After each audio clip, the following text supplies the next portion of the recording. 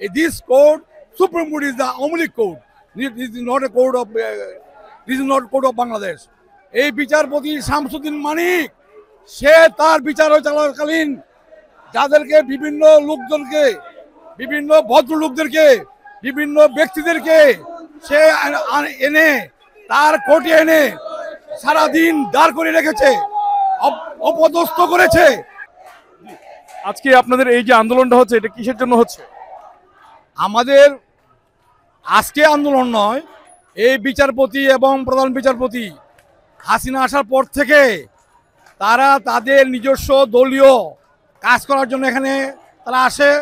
ইতিমধ্যে এই যে বিচারপতি আনায়াতুর রহিম এবং আরো জন বিচারপতি মিলে গত 3 মাস আগে একটা বক্তব্য দিয়েছিল যে আমরা শপথবদ্ধ রাজনীতিবিদ, এবং আরেকজন বিচারপতি জোয়ারদান বলছিল যে আমরা এখানে আসছি রাজাকারদের জন্য আসি নাই, আমরা মুক্তিযোদ্ধার সপক্ষে শক্তি, আমরা তা করছি জোয়ারদার।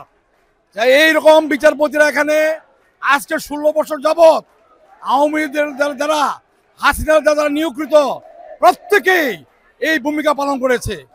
এবং আমরা দেখেছি এই বিচারপতি শামসুদ্দিন মানিক সে তার বিচার চলাকালীন যাদেরকে বিভিন্ন লোকজনকে বিভিন্ন ভদ্রলোকদেরকে বিভিন্ন ব্যক্তিদেরকে সে এনে তার কোর্টে এনে সারাদিন দাঁড় করে রেখেছে, অপদস্থ করেছে।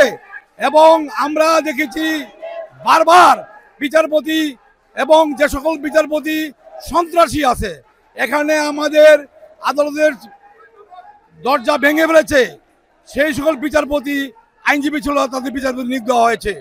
এবং আমরা শামসুল্লাহ নামে একজন বিচারপতি, সে বিচারপতির নামে কোনো যোগ্যতাই নেই, এখানে বিচারপতি হয়েছে, বিচারপতি হয়ে শেখ হাসিনার যত মামলা আছে সব খালার দিয়েছে।